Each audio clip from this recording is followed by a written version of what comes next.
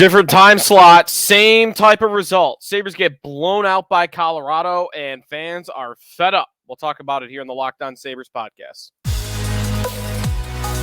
Your Locked On Sabres, your daily podcast on the Buffalo Sabres.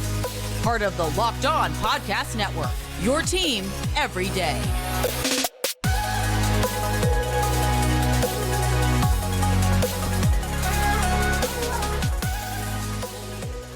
And thanks for making Locked On Sabres your first listen every day. We are free and available wherever you get your podcasts.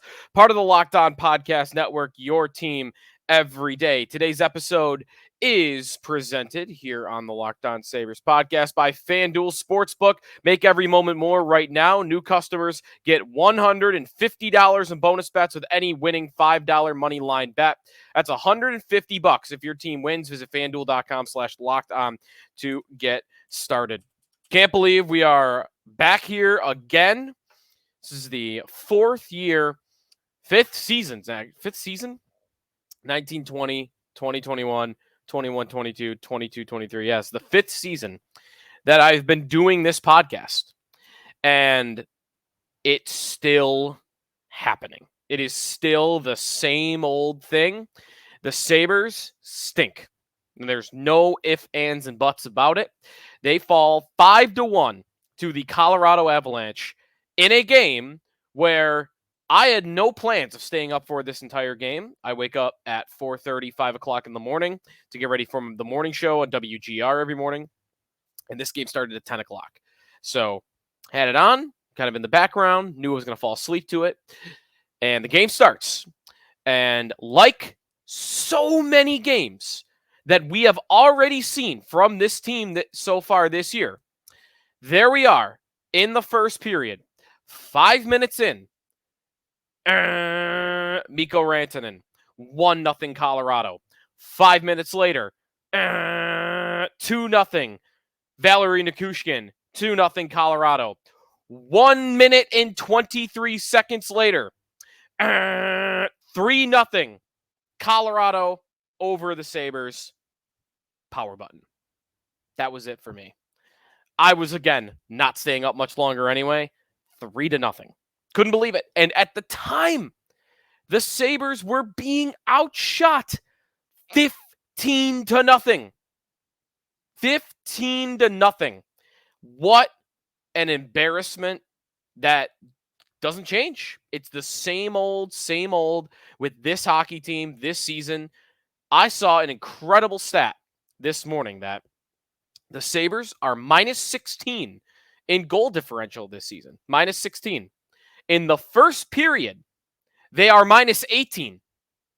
They are actually a positive goal differential team in 2/3 of the hockey game, the second and the third period. But they are minus 18 in the first period. It's a flat out embarrassment. It is one of the reasons that they are where they are in the standings. The season is getting away from them as quickly as ever, and they are second last in the Eastern Conference in terms of points percentage. Interestingly, I turned the game off, and the Sabres' first shot on goal, at least at the time it was their first official shot on goal. If you watch the playback, it was really the second. Zach Benson scores. Like, basically the first shot of the game for the Sabres. His third of the year. That was the only goal for the Buffalo Sabres. They actually played fine, I thought, in the second and the third period, but this is what happens when you get down early like that. Who cares how you play in the second and the third period? Because you're probably going to play well. The other team, what does Colorado have to play hard for in the second and the third period? Yeah, they're only up 3-1, but watching that game early on, 15-0 shots. I mean, if you fell asleep during the first or before the game started or turned it off when it was getting so bad, you already saw what you needed to see. The Sabres were asleep to start the game. And man, Colorado, did you get a good look at Colorado? Even with their injuries at forward. I feel like an idiot projecting the Sabres to cover a 1.5 goal spread in this game. Did not hit my parlay, of course. Colorado, of all teams, if they want to just jump right out at you in the first period and you're not ready for it, man, it can look dumb. It can look ugly quick.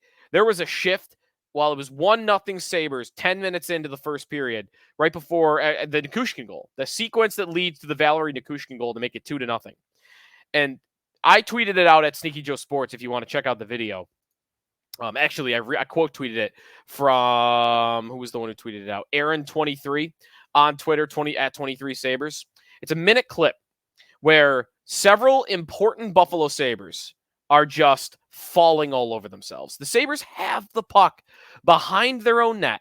Rasmus Dahlin is about to exit the zone, and he starts coming out. He gets forechecked hard, so he has to make a move in front of Luukkonen, loses the puck. He's lucky to get it back and start again. Then he goes to make a pass out of the zone, realizes, nobody is open, so he has to pull it back. Now let me circle back behind oh no, I fell. Dahlin falls. And now Colorado has the puck. And it never got any better than that. Colorado's got the puck. Middlestad's on the ice. Peterka is on the ice. Skinner is on the ice. Yoki Haru is on the ice. Peterka, who has been great this season. This is a bad sequence from him, but it's one of the rare ones. He gives the puck over twice, not able to get the puck out of the Sabres' end. Colorado sustains pressure for a full 60 seconds, and Luukkonen is falling down, doesn't know where the puck is. They're scrambling, and Colorado scores a goal that is one of the most dominant-looking goals you will ever see in the NHL.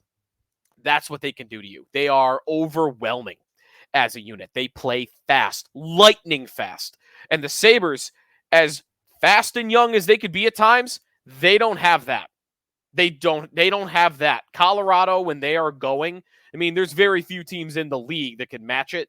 The Sabres just had to withstand the storm, and they were not able to do that. Colorado brought the storm, and they got up 3-0. By that point, sure. Like, I didn't even put up the stats graphic for today's show because the Sabres end up ahead in expected goals for. They end up ahead in shot attempts, everything. But why? Because Colorado knew they were up 3-0 and they were just on cruise control. They kicked their feet up. We just got to block some shots, play the trap. We don't have to play McKinnon as much because we're up so much. We don't need to try all that hard. We don't have to go, play off intensity here the rest of the way. We could just kick our feet up and we can win this game. That's exactly what they did. They won 5-1. Probably could have been even worse. But that's what happens when you get down like that. You allow the other team to relax. You allow the other team to take a breath. And Colorado was able to do that because they did so well at just coming out, bam, bam, bam, hammering the Sabres down into the ground, and they weren't able to dig themselves back out. And that's not just a Colorado thing, of course. It is a theme with this team. I don't know how many more stats we could share to show how bad they are in the first period. And I don't know what that is. I mean, is that dumb luck? Is that a fatal flaw? Is that Don Granato? We could talk about that. I got some interesting odds on Don Granato to talk about in the third segment of today's show. Overall, just an awful hockey game, and I feel very sorry for any Sabre fan that decided to stick with that all the way through. I can't imagine many of you did through to past midnight. Other things to come out of this game. Jeff Skinner injured. He got smoked by Nathan McKinnon on a hit into the boards, and it was a clean hit. Skinner, pulled up, was about to pass the puck, kind of lost it. McKinnon ran through him, and he was just that awkward amount of space away from the boards so that when he falls, he lands on the ice and then gets thrust into the boards with his back.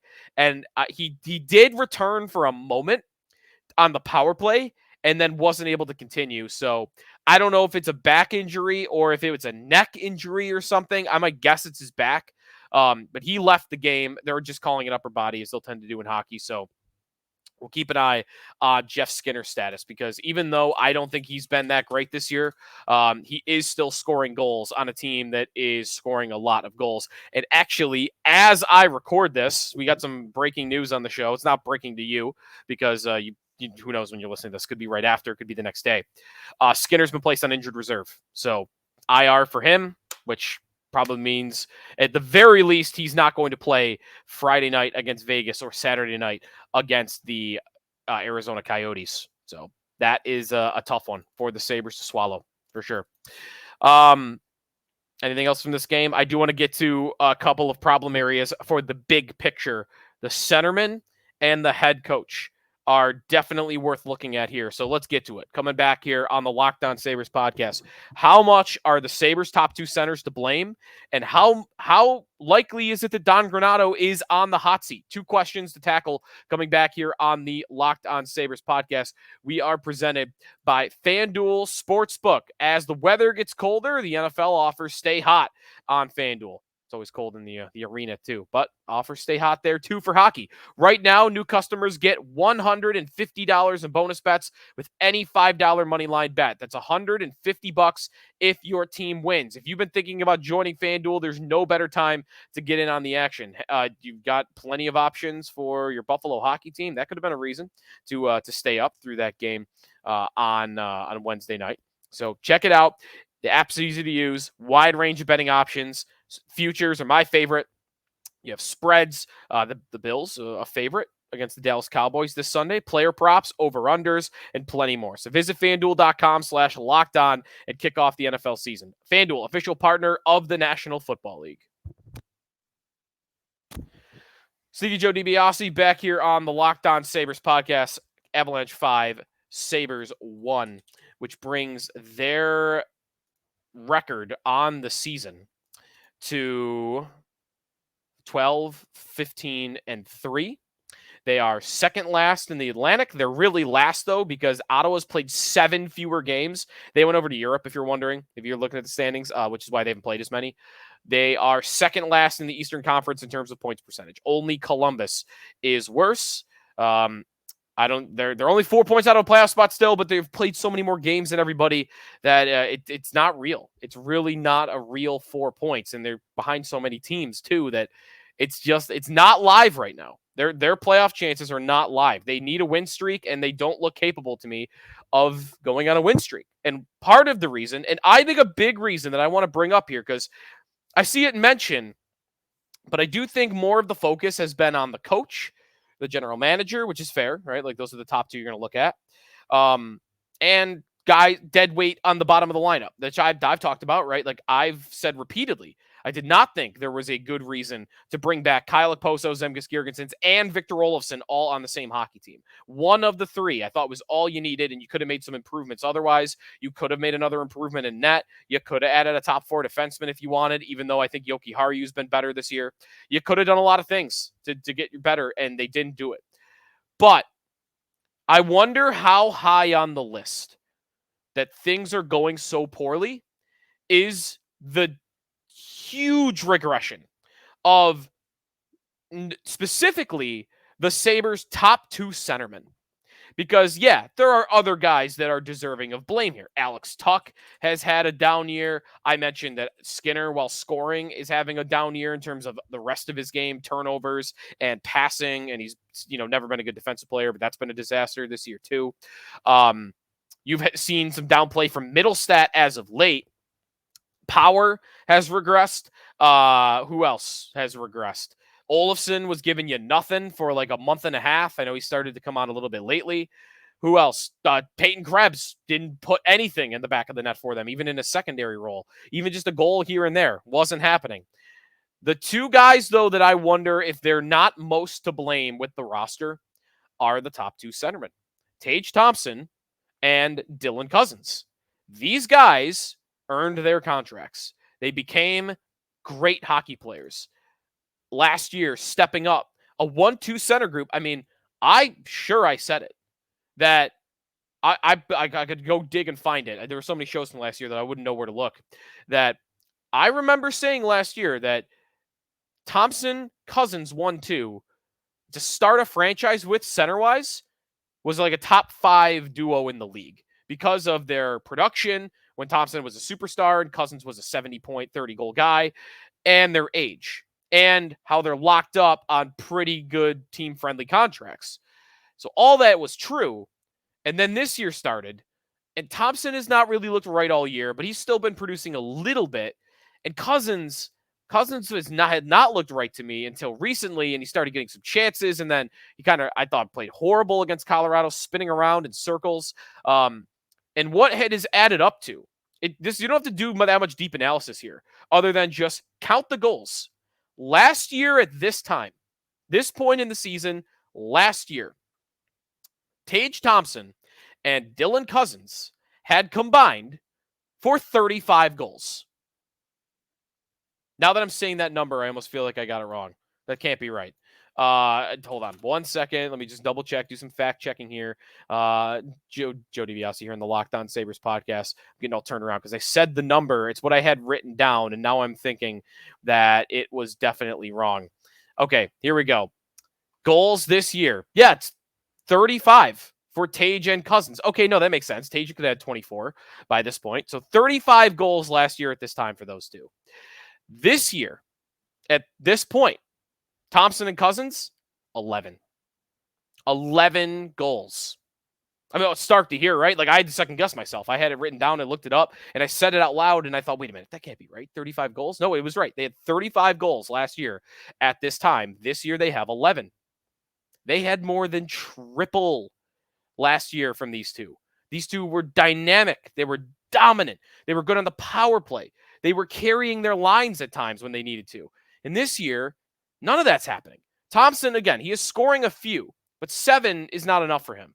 And we know Cozens isn't scoring enough. 4 goals is a joke for Dylan Cozens so far this year, but 11 goals. And again, all you have to do is count goals here. That's a 24-goal difference. Where would the Sabres be if they had scored 24 more goals this year? Where would they be? They might be in a playoff spot, right? With the improved goaltending. I mean, I mentioned they have a minus 16 goal differential. It'd be a plus 8 if they had scored 24 more, and those two had matched what they did last year. This isn't all entirely fair because Thompson, I know, was injured. So, all right, because Thompson missed some time, how about I say 18 goals instead of 24? How about that? 18 more goals. We're still talking about, what, 4 or 5 more wins? And that point difference is the difference between where they are now and being in a playoff spot. How much to blame are Thompson and Cozens? Because their goal production has been a joke. It has been completely embarrassing. They are paid $15 million a year almost between the two of them to score goals. And they are not doing it. They are not doing it even to their pay level, let alone where they were last year, because where they were last year is even beyond that. But they need those two to get going. And I'm not seeing much from their play that's making me all that confident. I have not liked Thompson's game since he returned from injury. I have not liked Cozens' game for a while in terms of the big picture. I know he had a couple of good games in the middle there, but I think they need a lot more from those two. And the longer that it goes, the more worried you might get because they're paid. This is the core. They've already committed to it, right?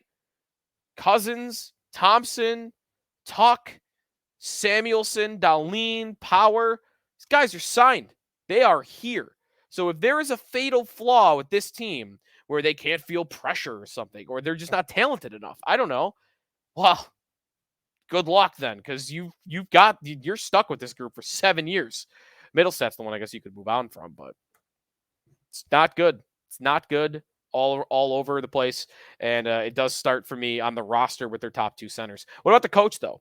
Is Don Granato on the hot seat? I got some odds for you, and we'll talk about the head coach when we come back here in the Locked On Sabres podcast. We do want to remind you, join our text line, joinsubtext.com/LockedOnSabres. I had a bunch of you text me while I was asleep last night, like 10:40. You guys were texting me the times that you were done. 10:44, checked out. I had another one, 11:01, checked out. So a lot of good reaction to the Sabres falling last night to the Colorado Avalanche on our text line. Join subtext.com/LockedOnSabres. We also want to remind you here on the show to check out Locked On Sports Today, the first ever national sports 24/7 streaming channel on YouTube. Locked On Sports Today here for your 24/7 covering the top stories of the day with the local experts of Locked On, plus our national shows covering every league. Go to Locked On Sports Today on YouTube and subscribe to the first ever national sports 24/7 streaming channel. We are presented here on the Locked On Sabres podcast by Athletic Greens. All great athletes have one thing in common. They take care of their bodies. And a huge part of that starts with optimizing whole body health. A lot of them also drink AG1, and it's why I'm a huge fan. With every daily serving, I'm setting myself up for success with 75 high-quality ingredients that give me key daily nutrients and support energy, focus, strength, and clarity. It's a micro habit that delivers macro benefits and helps you about every day take care of their health every day. Covering my nutritional basis for the day literally couldn't be easier, which is why I trust AG1. Small scoop, with water. You drink it each morning, done. Or one little drop in your water or coffee, you never notice it's there. I also like that it only costs $3 a day. Pretty good. Less than $3 a day, if you ask me. It's a really effective daily habit with high quality source ingredients. Win-win. If a comprehensive solution is what you need from your supplement routine, then try AG1 and get a free 1-year supply of vitamin D and 5 free travel packs for on the go with your first purchase. Go to drinkag1.com/NHL Network. That's drinkag1.com/NHL Network. Check it out at drinkag1. Back here in the Locked On Sabres podcast with Joe DiBiase. Finn checking in. If you can't hear him upstairs, there he is. We've got more to get to on the show today. Some odds on Don Granato. I know I've got a lot of texters on our text line asking me about Don Granato. And if he's on the hot seat that takes that he should be fired, wondering what it would take for it to happen. And I have not settled in yet to a strong position on where we're at with Don Granato, because I do think Granato is a great hockey coach. I think everything he does, and I'm not just talking about just the development of young players. I know that's kind of his marquee, but there's more to it for me with Granato than that. In his bones, I think he wants to coach the style that wins in the National Hockey League, to get the most out of your talent, to score the most goals, and to rely upon your goaltender more than teams with really strong defensive systems, because you are going all out for that offensive game to try to out-talent teams, to outscore teams. He doesn't suppress talent. In his bones, I can't get a good grasp on how much of their struggles this year, though, are on him, because I'd be grasping at straws, to tell you the truth, to tell you I've seen something stylistically that is drastically different last year to this year. I do think there is absolutely, whatever it is, has been some effort by the coaching staff and Granato to make this team better defensively. And the consequence of that might be all of this offensive regression that we are seeing. So that part is going to have to come back. I also like that the players love him, right? Like, he's not quite a pushover while also being like a player's coach, if that makes sense too. He's hard on them when he needs to be, but because he has the respect of the room and earns that respect, gains it from them, it's not like he's a drill sergeant, because, you know, a dictator type of coach, because dictator types of coaches don't have the respect of their players. But Granato does in a different way. So, okay, so I got all that out of the way, but results matter. And he would admit that. They matter. You get fired or promoted or extended or win awards in this league based on the record, based on your trajectory. And if you're a hockey team that has a really young group that needed some experience and gained that over 2 years, which the Sabres did each of the last 2 years, and then you show up to year 3 talking about and knowing that it's time to start winning, and then it doesn't happen, where do you go first for that? Typically, you don't go to the GM. You don't tear apart the roster. You look at the coach. It's the natural cycle of things, right? You blame the coach, you bring in a new one. That doesn't work. You blame the GM, you bring in a new one. And then usually this kind of goes side and side with that. But if that doesn't work, really what that means is then you start blaming players and you start shipping them out. And then you do it all over again after a rebuild. And then you go coach, GM, roster, coach, GM, roster. Well, we're in the coach phase. And as much as I might like Granato and his style and how well he's done turning a lot of these players' careers around, that's not what it's judged on anymore. It's kind of like, you know, I don't want to be consistent about this. It's, if you've listened to me on the Bills before in WGR, the take I make about Sean McDermott a lot in terms of evaluating his future of whether or not he should be the Bills head coach is, don't tell me about 7 years ago. Don't tell me about what he did in 2017 when he built the franchise back to respectability. That was him as a builder. I'm past that. You're past that now. You're trying to win. And the building phase was over. You built your house, and now it's time to succeed. And Granado, to me, has entered into that next phase. Adams too, but Granado, you did your job. You built the house, right? You built the foundation. You did the job that was prerequisited of you in the first 2 years. But now it's on to a different goal. Now the bar's been raised, expectations have been raised, which means to keep your job, it's a new set of goals. Just fixing Dahlin and Tage Thompson, that was the goal over the last 2 years, and you did it, which is why you're still the coach and maybe got an extension coming into this year, right? Wasn't that the news? But now it's just about the record. Now it's about results. Now it's about achievement, accomplishments, and look how it's going.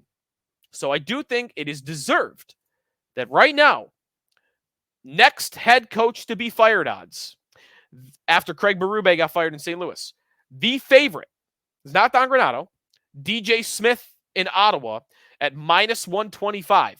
Minus money to be the next coach fired, interestingly, is DJ Smith. Second on that list, the second most likely coach to be fired next, according to the odds, is Don Granato at plus 350. Good gap there between Smith and Granato, but it is Granato after DJ Smith.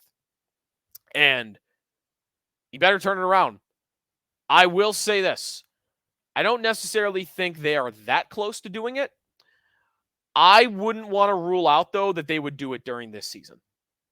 If we get to January, February, maybe February is too late because you might want to think, hey, the new coach adrenaline can help us save the season. I might want to think that if this is still going this poorly by the new year, maybe that's it. Again, maybe. I don't know that. It's just a complete educated guess that would be the line in the sand for Adams and Granado, or Adams and Pegula, who would be making the decision. So I don't know.